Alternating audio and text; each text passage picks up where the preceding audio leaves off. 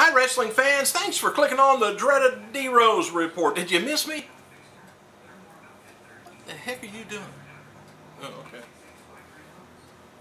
Hey, F4WOnline.com says recently registered WWE registered a trademark called Showtime Percy Watson for the NXT second season rookie of the same name. That means they own you, at least that name.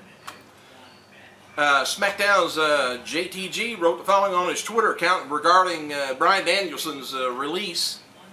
As of this writing, JTG says only one superstar beside John Cena has commented on Bryan's release, and JTG says, before I go to bed, I want to give a shout out to NXT star Bryan Danielson. One of the most talented wrestlers in the biz. Hope to see you back, brother.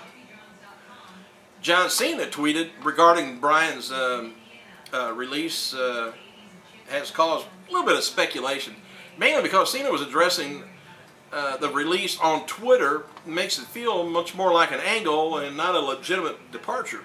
The reason they're doing that is because WWE wants to use Twitter to further their storylines on the TV shows.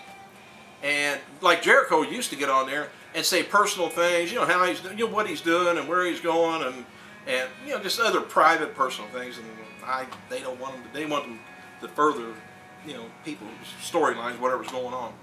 Anyway, WWE whole idea behind, like I was saying, putting Cena on Twitter was to push storylines of characters.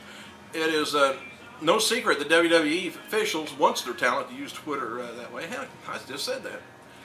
As noted before, within some of the company is feeling that Bryan's release is an angle, and Cena's new comment that leaves the feeling that he's even stronger before now, since Cena talked the way he did. So there ain't nobody knows. Apparently WWE is looking to do another viewer's choice concept on Raw at least once a year from now on. Chris Jericho has been in Los Angeles for the past week filming ABC's new game show Downfall, which he said he's the host of, and Jericho's expected to be on Raw tonight though. There's a lot of speculation regarding what's going on and what's happening with WWE's Fatal 4-Way pay-per-view, as the event is at least 1 week away, and there's only been like 2 matches mentioned so far, the World title and WWE title. There's some discussion about totally rewriting the pay-per-view after last week's NXT invasion on Raw, but no word pretty much what they've decided to do. They always, I think they fly by the seat of their pants anyway. It's interesting to note that no guest host has been announced for either next Monday's for next Monday's Raw in Bridgeport, Connecticut. I don't think they mentioned anything about the week after either. And apparently there was a lot of heat backstage last night at, did you catch TNA Slammiversary, come to think of it? If you did, let me know what you thought about it. There was a lot of heat last night backstage at TNA Slammiversary when Roxy showed up in the building and was informed that her match with Madison Rayne was going to be a career on the line match, and she would be losing. Roxy was described as visibly upset before and after the match. Roxy was working on a nightly deal with TNA and was brought back to fill in the void after Tara took off and Angelina Love and Daphne went out with injuries. With Love and Daphne back and ready for the return, possibly TNA Creative didn't have anything for Roxy. I think Roxy's a good wrestler. Tyler Rex was on the road with SmackDown brand this weekend, losing to Christian over and over and over. Rex cut a heel promo before the match referring himself to T-Rex. Maybe he's just dragging. That's what's better with him. WWE FCW will be having a salute to fathers for Father's Day this Friday in Fort Myers, Florida. Is it Father's Day? Old Dad forgot. Bell time is going to be 8 p.m. if you're down in Florida. WWE Legends is going to be appearing with their FCW sons and daughters. Kelly Kelly is going to be doing appearing. And Ricky Steamboat's going to be there appearing with his son, Richie. Jerry Briscoe's going to be there with his son Wes. Mike Rotundo will be appearing with his son Bo and Husky Harris. Jimmy Snuka will be appearing with his daughter Tamia, and Haku's going to be appearing with his son Donnie Marlowe. Alright, what else is there? CM Punk seems to have made light of Daniel Bryan's release, I guess, on SmackDown Live event last night in Hampton, Virginia. Before his match with Kane, Punk entered the ring and cornered announcer Tony Schimmel and grabbed the tie and held it while looking back and forth to see, between the tie and Tony's face, threatening him. So that's a little inside crap that CM's doing. WWE, because that's the reason, I believe that's the only reason Daniel Bryan, or whatever you want to call him, got released, because he choked the announcer. Oh well. It happens. WWE roster page says Kurt Hawkins, Vance Archer have earned their SmackDown contracts after several acts in the squared circle chaos, I guess.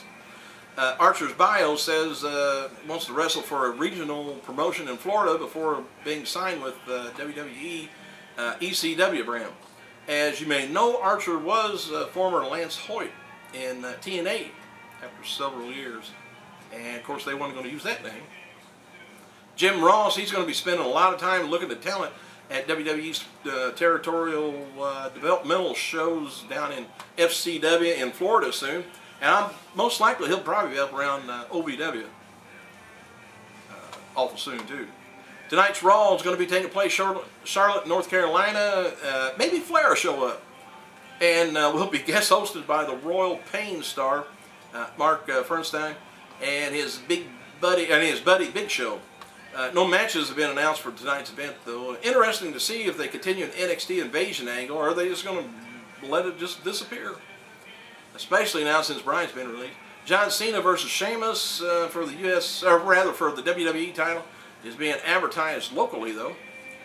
TNA has added profiles for Rosie Lotta Love, like her, and Chelsea to their roster page.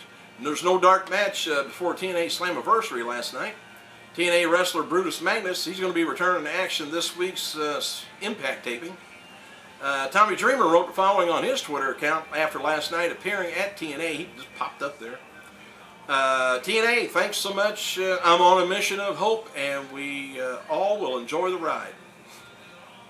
TNA's will take Impact tonight, tomorrow night, and Wednesday night at the Impact Zone in Florida. For tonight's tapings, TNA will announce new title contenders, and the word is that Ric Flair will make some sort of a major announcement. I got a feeling he's going to announce that his son is there. TNA's surprise for Slammiversary last night ended up being the original Tommy Dreamer, I guess, being in the audience. Dreamer appeared in the Brother Ray and Jesse Neal match, distracted Ray from the crowd, and it should be noted that major changes Dixie was teasing about will be unveiled in a few weeks and was not set to be revealed at last night's pay-per-view. She's just causing chatter is all it is. Alright, Bryan Danielson followed up a report about his WWE release with fairly ambiguous, non-committal first comment. This is what we've heard. He says he's biding time, waiting for the right moment to speak, tweeted Danielson, who, as of Friday, now goes by his real name. Although the commitment itself offered little in the way of juicy or encrypted commentary on his status with WWE, there's intrigue to see if apparently his release from WWE is to keep his mouth shut. They may be telling him, I don't think he's got a non-compete clause. Not on the... well, I don't know whether he's still considered developmental or not. But anyway, he's just not supposed to talk. So that kind of leaves a little bit more suspicious. Is he really gone or is he not? I only got about 20 seconds and I can't talk too much faster or I'm going to be stumbling all along, worse than normal. So hey, check back later. I only had a couple other things to say, which was worthless. I gotta go.